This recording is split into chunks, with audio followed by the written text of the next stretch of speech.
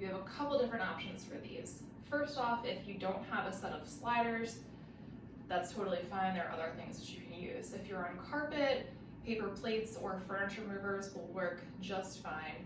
If you're on hardwood floor like I am, you can use fuzzy socks. You can use furniture movers that have like a fabric bottom on them. That way they can slide if you were to move furniture. I'm actually going to use a folded up yoga blanket, and that works just as well. So, or a regular blanket. So anything like that that can move freely across the floor, whether it's on hardwood or on carpeting, is what you want to go for. You don't necessarily have to go out and like buy a pair of fancy, overpriced exercise sliders.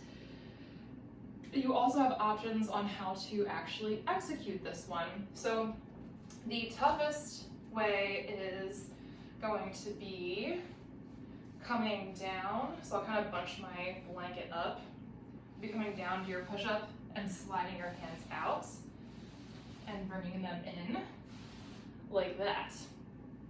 You can also do one arm at a time as you kind of get used to this movement. Do that, where you're coming down and just sliding one arm out, and then of course you would do the same thing on the other side.